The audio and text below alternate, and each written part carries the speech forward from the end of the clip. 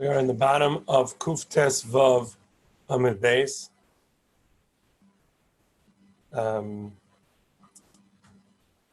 We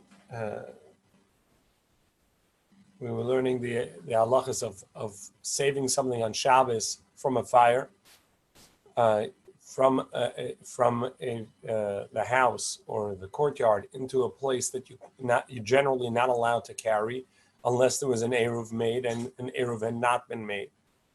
Yet you're allowed to save certain Sifrei Kodesh, but if they were written correctly or properly, and the machlokas of whether you're allowed to read them or not.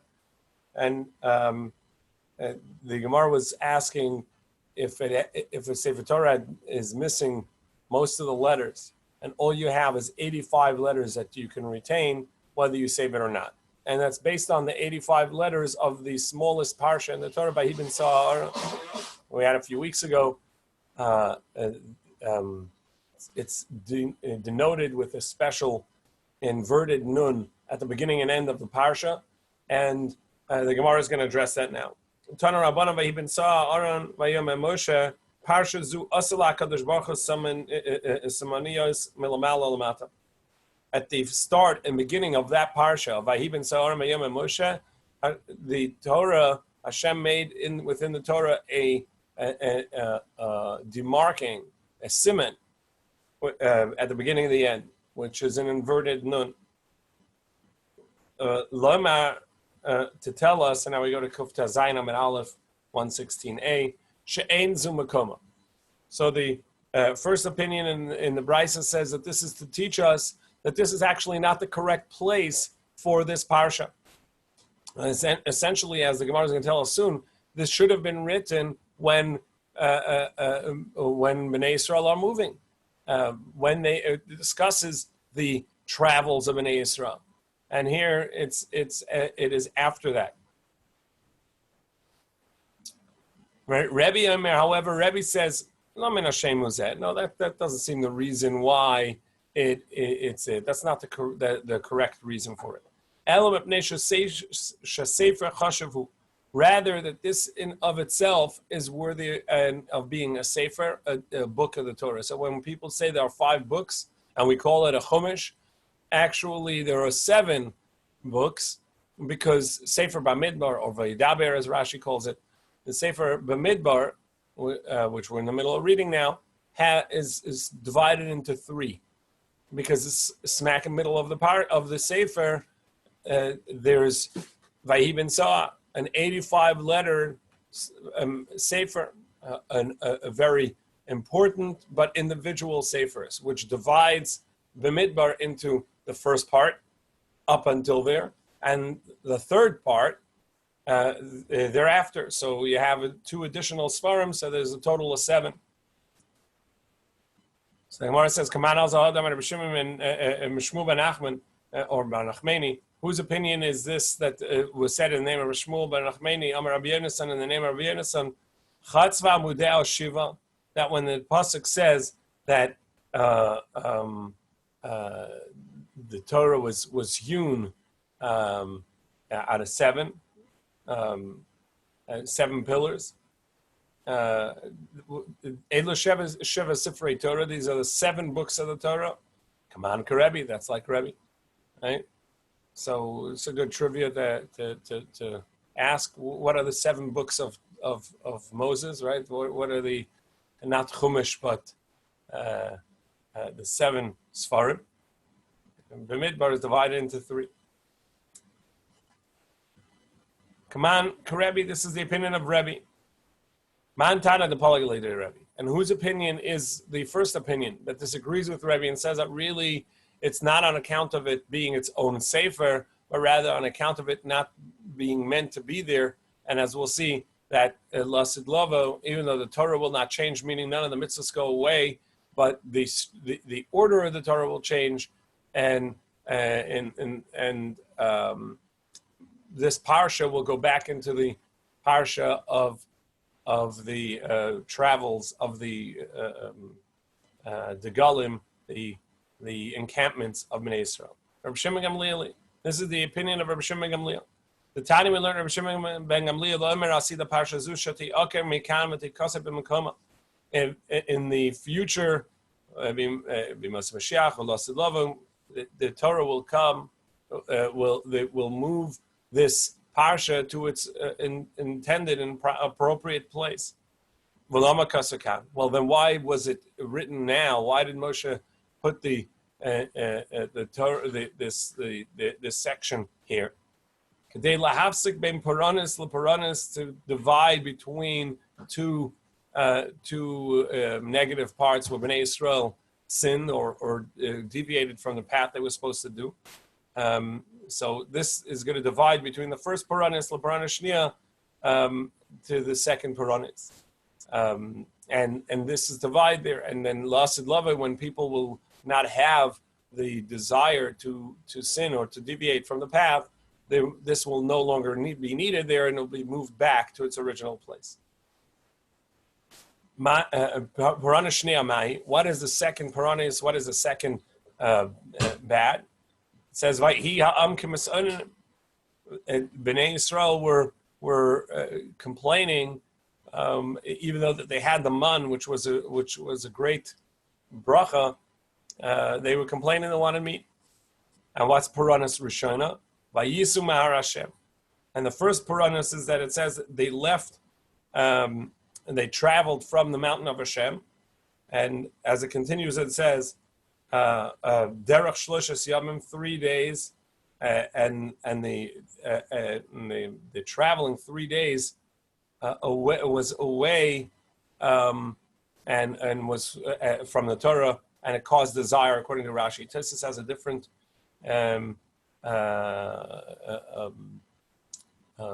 interpretation of this. The Ramban and Chumash also has a different interpretation of what the first and second Puranis is over here. Rashi says it's that they traveled away from the mountain of Hashem for 3 days, and that began their journey into hedonism, into self-satisfaction and desiring meat. Rabbi Chanina says that they turned away from Hashem 3 days worth. Where is the proper place for this parsha, which, according to Rabbi Shimon ben Gamliel, it will return to? When the Torah, it says that the encampments of all of the tribes, of all of the shvatim and the degalim and the flags that they had, and who was on each side of the Mishkan, that's where it should say. And when they encamped, then when they traveled, Moshe said this, that may Hashem come up. The Gemara says, the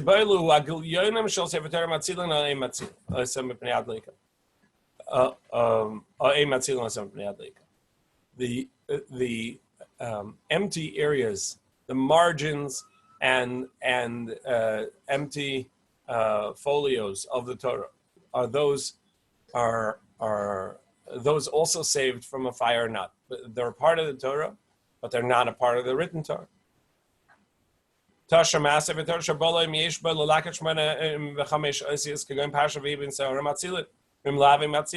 Well, look at the brayso we saw earlier, that if the Torah retained 85 letters, then you save it, and if it's diminished so much, whether the parchment itself disintegrated, as we'll see soon, or whether the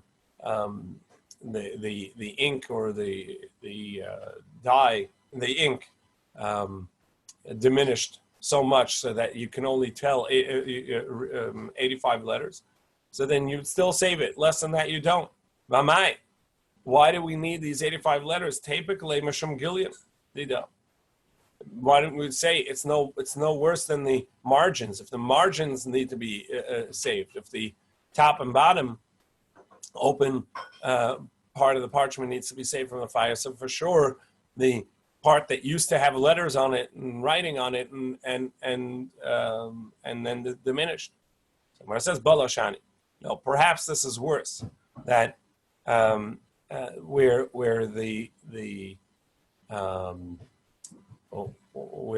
it was written and diminished, where it disintegrated or the writing evaporated, So in that case, the reason you don't need to save it is because there too it lost the kedusha of the Sefer Torah, even the margins for sure, but the part that was written on. Here we're talking about that, so there's no question that you don't have to save it. The question of saving it is only in regards to where the Sefer Torah is still intact, where there's enough writing intact. Do we also save the margins or not? Tashemasa, let's learn from this. Sefer Torah shenimchak, if it got erased, the Sefer Torah got erased. If you can gather, meaning there are 85 letters that are not erased, that are still distinguishable, so then you would save it. And if not, you would not save the Torah. And this again is based upon the parsha. Vayibin Sa'ar. Vayibin Sa'ar has 85 letters. So Gemara says, "Va'amai." Okay, even though that the letters have been erased, but there's the margins, and you said the margins have to be saved. So for sure, the whole thing should be saved. So the Gemara says, "Makam aksav lekem abayli, the chikodesh agav ksavu the kodesh." No, of course, the area that there's writing, it's only kodesh based on the writing, and if the writing is diminished, so it's not kodesh. The chikodesh agav ksavu the kodesh, azal ksav azal kedushase. It's only kodesh based on the writing, and therefore the writing goes away. So does the kedusha go away? So where is the question? Shel mala v'shel mata, the upper and lower margins. Shebein parsha parsha, between the parsha, between the paragraphs. Shebein daf l'daf, between the side margins, between each column. Shebetchilas sefer, shebesefa sefer, the empty folios at the beginning and end of the sefer, which are to wrap around the center. The atzechayim, the beams, the wood that the scroll is wrapped around. But typically mishamahu. So fine. Save it because of the margins then. So if you say that the center part does not retain the kedusha when the writing is off, but the edges, the margins, the in between the paragraphs, that's sufficient to retain its kedusha. Then save it because of that, and since we don't save it because of that, we say once there's no longer 85 letters, so then the margins also remain. You don't take any of it out. Well, then that should prove that the margins themselves are not kaddish. Mashani, so the Gemara answers, the guy is Vishali. That we're talking about the margins had been cut off, and that's where the question is. And all that's left is the part that was written, and the part that was written has lost its diminished down to 85 letters or less. That's where we have a question. But if somebody have a question? I had a question. But just go ahead and finish that. Then I have a question. Oh, there's feedback. Sorry. That's a question. So the Gemara says that the distinct that we're talking about, that the margins are cut off, and since the margins are cut off, the question is when there's the 85 letters on the writing itself. But of course, if the margins are still there, then you would save it because of the margins in any case. Yes, your question. Well, it would seem from this that like a Geniza, you would save it from a fire on Shabbos? Yeah. Most of the Sefer Torah there are still Kadosh. Correct. They have the 85 letters. I mean, I would imagine like in a workshop for a Sefer Stam. So it could come up. I mean, they can't, everything is Lishma, right? All the cloth is Lishma, everything has to be, so everything that they throw out, all the scraps, they got to be scraps, I would think. But those scraps would not be the gillion of a Sefer Torah. They would not be the margins of the Torah. They would have been cut off and removed prior to that. Here we're talking about something that's that was a part of the Sefer Torah, and then removed. Tashamas, come and listen to this brisa. The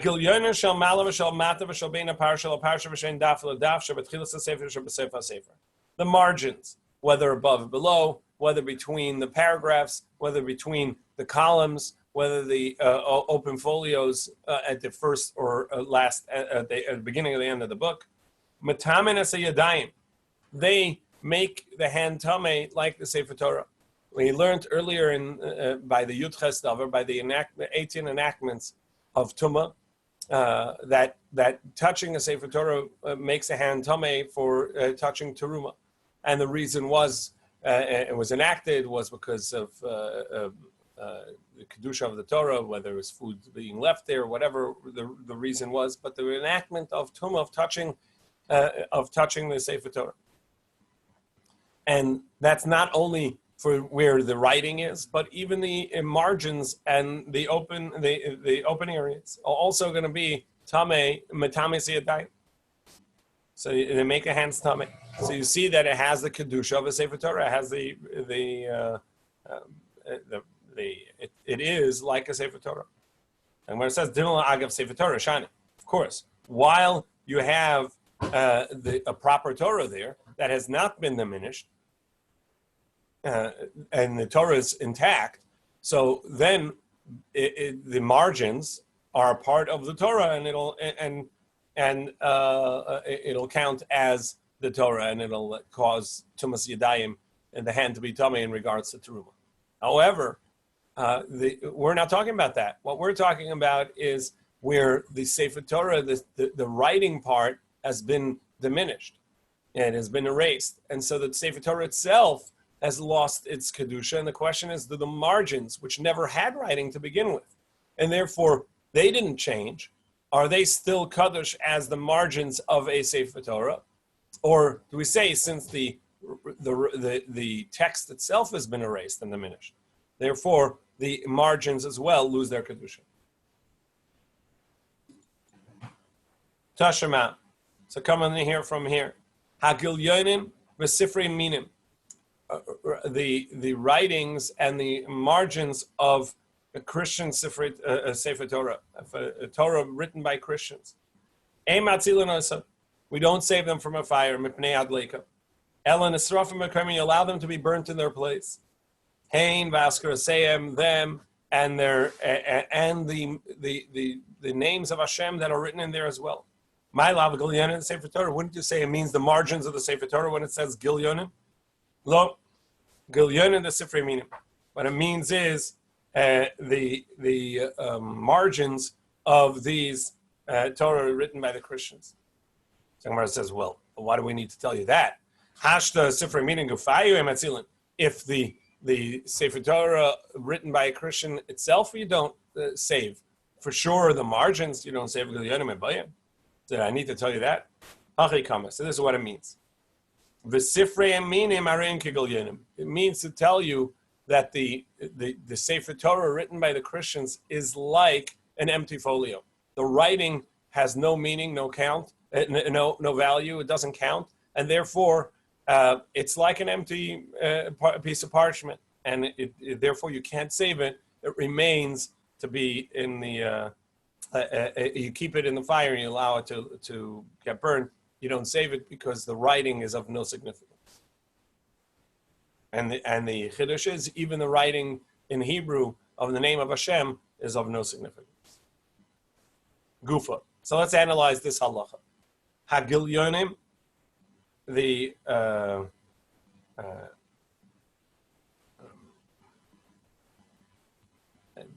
margins or the empty folios, Sifrei Aminim, and the writings of the Christians, you don't save them from a fire. Rabbi Yossi says on a weekday, never mind Shabbos, where you don't save it on account of that you're going to be carrying from a public domain, from a private domain to a semi-public domain, and that's why you don't save it. Even on a weekday, you don't save it from a fire. Not only that, if you have it, what you do is you cut out all of the names of Hashem that are written there. Koder es askara sheben begunzen, and you put the Sefer Torah away. You put the names of Hashem away. B'shar sarfon, and the rest of the scroll you burn. Amar b'tarfin akapechas banai shem yuvoi liyadesh ani eser for es askara sheben. The Tarfin says, I swear by the lives of my kids that if such a Torah came to me, I would burn it in its entirety, not only the parts that don't have Hashem's name, but even with the parts that Hashem's name,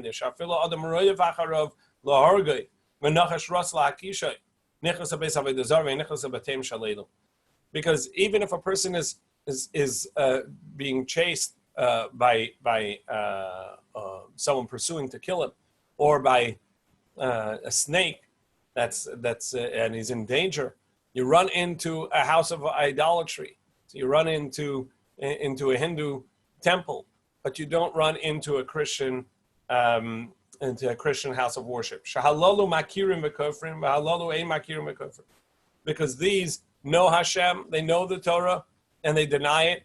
The others don't know the Torah; they're idolaters. And about them, these early Christians, the Torah says,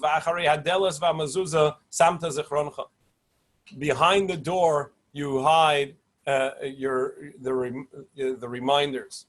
So there are two interpretations of what this behind the door means.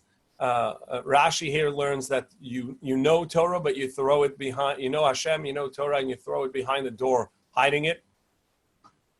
Meaning that you recognize the truth of Torah, and nevertheless say, "Oh, that's a forgotten book. There's a new book out," and throw this away. Others interpret it the other way around, that you externally you say, "Oh, you believe in the one God and in the Torah that Hashem gave," but behind your door you hide the images and the idolatry of human deification and graven images. I'm Rabbi Shmuel Kalvachomer. I thought it was when they opened the door to the outside, so the door would be against the wall and would hide. They had the Avodah Zarah on the door. Yeah, that was that in Yeshayahu, in Sefer Yeshayahu, where this pasuk is from, for sure, it was not talking about Christians. It was talking about Baal, Avodah Zarah of the Baal. So indeed, there the Avodah Zarah was that they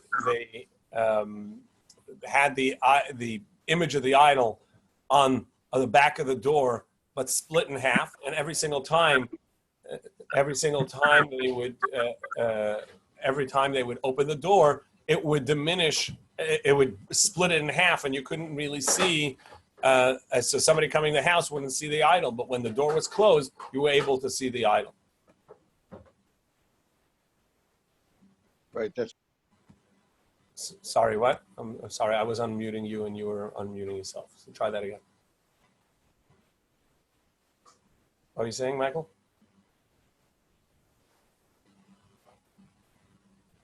I can't hear you. Hello? It says the host would like you to unmute. Okay. So I don't know why. Never wanted me to unmute before, but I will mute myself. It's a mute point.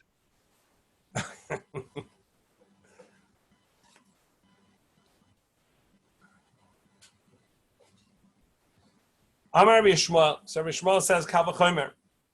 There's a Kavachomer. Umal lasos shalom min ish leishto. Amra Torah shmi shenichta bekedusha yimachal amayim alalu.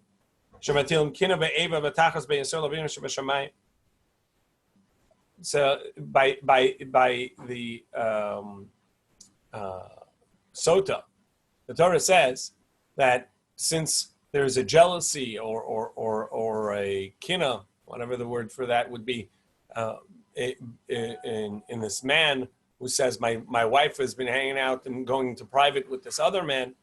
So there's the Torah says in order to bring peace between them and to prove that she was innocent, Hashem said, write this parsha and put the ink and erase the ink into the water, and she will drink it. And if she's innocent, it'll prove her innocence on account of that she survives. And so Hashem said, erase my name into the water in order to bring shalom, to bring peace between a husband and wife. So for sure, to bring peace in between Yisrael and Avim Shebashamayim, between Am Yisrael and Hashem, it is worthy of erasing this Torah that they wrote, because the Torah they write actually brings discord.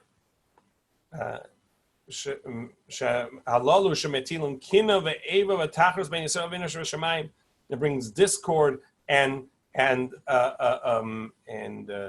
dislike between Israel and Hashem. Alachas kama v'kama, how much more so we need to remove the Sefer Torah, and it is worthy of being erased. And about this group, David said, those that make your name hated, I will hate. And those that stand up against you, I will quarrel. The depth of hatred, I hate them. They have become my enemies.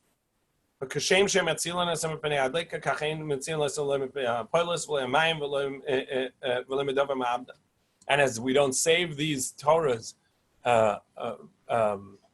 from fire, we don't save them from water, from collapsed wall, meaning from something that fell on it, or anything else that would diminish it.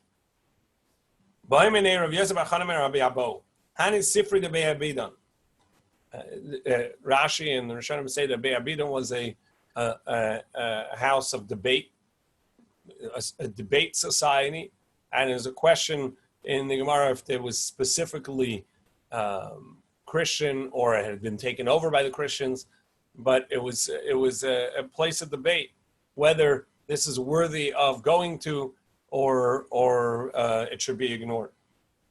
So Hani Sifri de Beit Abidan, the books of this debate house. Do we save it from a fire on Shabbos or not? In V'lav Rafi Biyadi, it was unsure. It was sometimes say yes, sometimes no. It was not sure about it. Rav would not go to the debates and the discussions at the Beit Abidan. And for sure not to this Bein Tzarfi. I'm not sure what this Bein Tzarfi is. Rashi says it's the idolatry, and I don't know if that was changed because of the Christian censorship of the Gemara, or it's really in Avodah Zarah. It may be that it was a part of the. It's a reference to Christianity, and the Nun Sadi Reish is the first three letters of Notzri as well, and Notzrafi is something pertaining to some study or debate house of Christianity. Shmuel Lebein Tzarfi le'azil. However, Shmuel would not go to this Lebein Tzarfi, which Rashi says Avodah Zarah, maybe Christian, and Lebein Abedan azil, but he would go to this debate house. Amru le'le Rava. They asked Rava, my timer le'asas Lebein Abedan. Why doesn't he go to this debate house? Amar lu dikla plani ikab urcha v'kashali. As I get on the way, there is this palm tree, and it's difficult for me. Either difficult for me to pass through it, or difficult for me to uproot it to make way for myself. So when it says neakre, he says, so just get rid of the tree. So duchte kashali, then I'm going to have a problem with the hole in the ground from removing the tree. In other words, I have shoelaces that are ripped, and I need to get new shoelaces. That's the reason he didn't go. He was creating an excuse, telling them that he has no interest of being there. I'm friendly with these people and I'm not afraid of them. However, once he went to debate and he won the debate and they tried to kill him. Here the censors took out two statements, one from Rabbi Meir and one from Rabbi Yochanan, who essentially did a play on words on the book that they called the Gospels, that they called the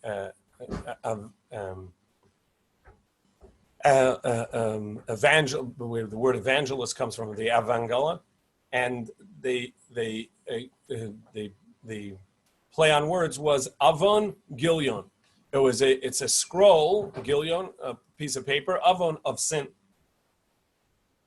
Ima Shalom, the Bitur Rabbi Lazar, Ima Shalom was a great personality. She was the wife of Rabbi Eliezer, and Achsei, the Rabbi Gamliel, and she was the sister of Rabbi Gamliel. So she was the daughter of the Nasi, Rabbi Gamliel being the Nasi after, so the brother and daughter of the Nasi, and married to Rabbi Eliezer, the great Rabbi Eliezer Agadol, the great Chacham. So, there was this philosopher, which Rashi says was probably changing the text from the text of the Christian. Rashi says Amin, or maybe the text originally also said a philosopher, but it was a early Christian who considered himself a philosopher. B'shavuse in their neighborhood, and have a shakel shema. And he would say about himself, or the statement about him in the community was that he's so squeaky clean he would never take a bribe. So they tried to prove that he does and make a joke out of him. So she brought him as a gift a golden candelabra. And then after that, after the gift came her request, she came in and she said, Amrale, she said to him, I want to inherit my father's household, and I want a portion of it. Amalu Pluga, so go ahead, do that. Amrale, she said to him, Ksivlan, it says in the Torah, if there's a son that inherits, then the daughter doesn't inherit. And so my brother Rabbi Gamliel inherited, I didn't inherit, I want to inherit. Amra Le, she said, Amar La, he said to her, Ksivla b'makim bra, it says to us in the, and here again the text was taken out, but in the original it says in our Avon Gilion, in the scroll of sin, but that's again a play on the word for the Gospels. The b'makim bra brat leiteris, sorry. From the place that, from the day that you've been exiled, it's not l'saraisa the Moshe. The Torah of Moshe had been taken away. This is the Gospels, the Evangelion. The Torah had been taken, and there's a new book, Uksiv Bey, and in that book it says that a son and daughter inherit together. The Machar Hadar Ayle. The next day, Rabbi Gamliel brought him a gift. So he brought him a Chamra Luba, a white donkey. This was a prized Libyan or Mediterranean mule, and it was a great gift, even greater than the golden candelabra. Amar lahu, he said to her, Shafelis l'sefer the safra. He said, oh, you know what? Actually, if I look at the end of the Evangelion, Iksiv Bey, it says over there, I know loyla mifches min araisa the Moshe Asisis. Yeah, even one letter of the Torah I didn't come to diminish. So the Torah of Moshe remains. Loyla asufei l'araisa the Moshe Asisis. I didn't come to add to the Torah of Moshe. Right? These are the contradictions within the Gospels themselves. So, and if the Torah says that the daughter cannot inherit with the son, so that's the halacha. Amr lei, So she said to him, to wink, wink, nudge, nudge, Nahar naharach kishraga, let your light illuminate like a candle. Amar Rav Gamliel, so Rav Gamliel said, Asa chamra batash l'shraga. The donkey came and kicked the candle. So this was their play on the gifts they gave him to show that he had been blinded by the brides. Back to the Mishnah. The Torah, we said that you don't read certain Sefarim on Shabbos. Ksuvim, the writings, are not read on Shabbos. The Gemara says why? That's because the study hall in the Torah, in the shul is open, and if you're reading, even though if you're reading Torah or Ksuvim, but you're not learning in the group, you're not listening to the shir, and to encourage people to go to the learning, the group learning at shul, you wouldn't read any Svarim at home. But if it's not the time of the study at the shul, so of course you can read. Shmuel Amar, however, Shmuel says, even at the time of the Beis Medrash, even the time of study in the shul, you nevertheless, you don't read. So Gemara says, wait, Narda Aser the Shmuel Hava. Narda is the place where Shmuel was the Rav. Narda, Paski Siddur Ksuvim, and Mencha said the Shabbos. They would read from Ksuvim, sort of like an Haftorah. They would read psukim of Ksuvim from the writings, whether Tehillim or other writings, Mishlei, and they would read it on Shabbos at Mincha. So you see that they would read even in the afternoon. The learning was usually in the morning, and here in the afternoon by Mincha they would read of the Tehillim or other Ksuvim. Eliyit mahachit. So rather, this is the way the same must have been said. Only at the place of the study, that's where you can't read. But if you're not at the place of study or at home or someplace else, then you can read. Regardless if you're home or at the shul, either way you would not read. But when at the time of the learning, you would not read of the Ksuvim. But if it's not the time of learning, so then for sure you can read, because anyhow you're not going to be learning in the group. And the idea is that don't read, even though you're reading Tehillim or Mishlei or whatever it is in the Ksuvim. We want you to join the group learning, the communal learning, which is going to teach halacha and the depth of Torah.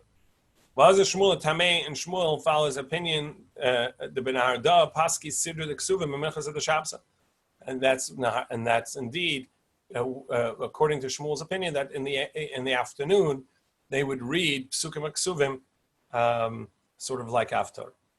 Ravashi Amaloilim Kedagamra Miyakar. Now, of course, it's like Ravashi says. No, really, it's like we said at first that you can only read Ksuvim according to Rav in the when it's not time of learning, and according to Shmuel, you don't read at all. Shmuel could Rabbi Nechemia, and Shmuel follows opinion of Rabbi Nechemia. The Tani we learned Tafa Pishamar Kisei Kodesh and current behen.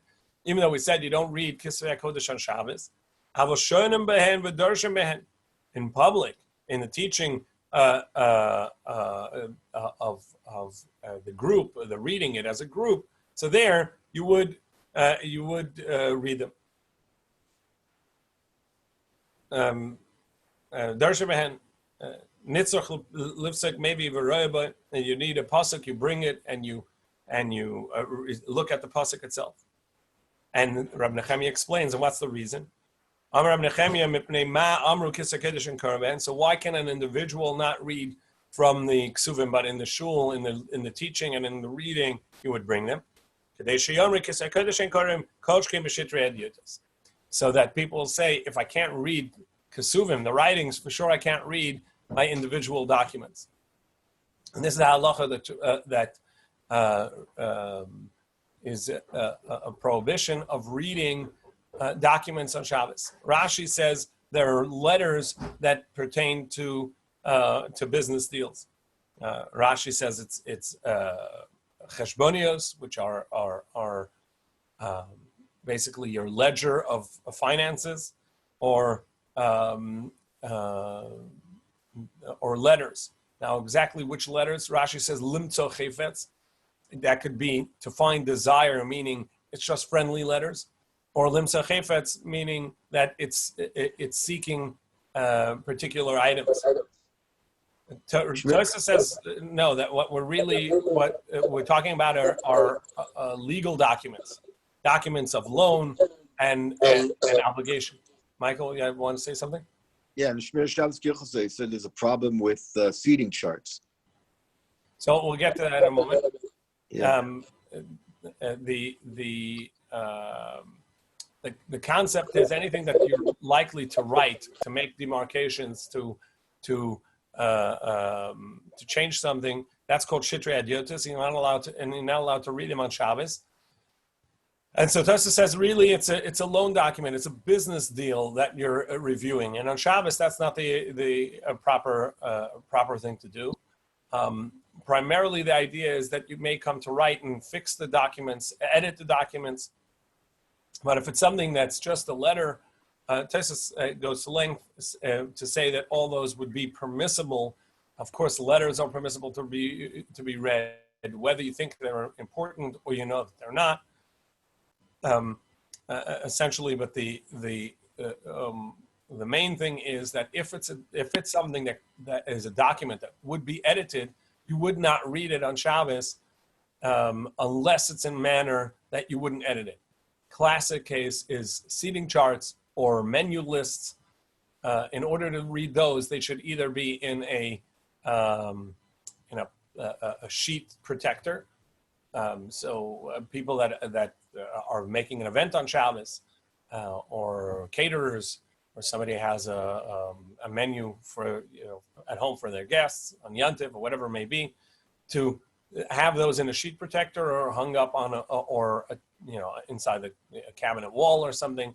So this way, you're not making a marking on it because it's already set as is. But that's the concept of shitrei hadiotis, of documents that should not be read. The Rabbi Nechemi says that's the reason for not reading Kesuvim. Not because it is going to take you away from the group learning, but to teach us this concept of not reading Sfarim that have, if you don't read Kesuvim, then for sure you wouldn't read personal documents. The Mishnah continues. Matzilin tika sefer ma sefer v'tika tefillin ema tefillin. We save a pouch of tefillin together with the tefillin, and the mantle of the sefer together with the sefer.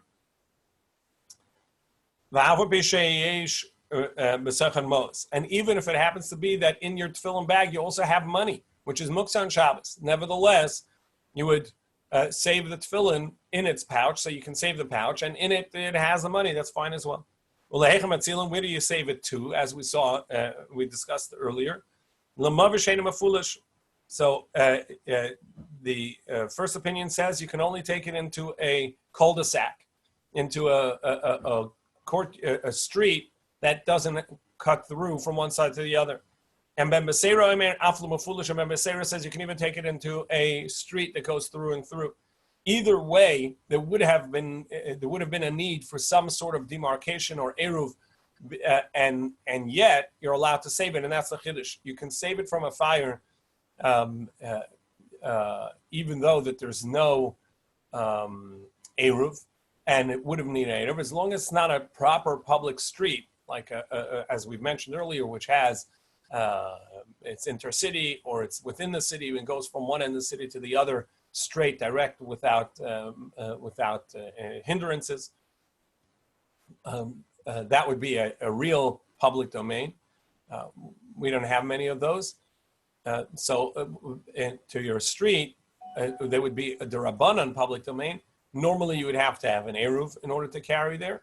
And here, even if you don't have an eruv, you can carry your tefillin or Sifrei Kodesh, and not only them, but even their bags, and even if there are other things in it. And tomorrow we'll continue with this, the Gemara on this Mishnah.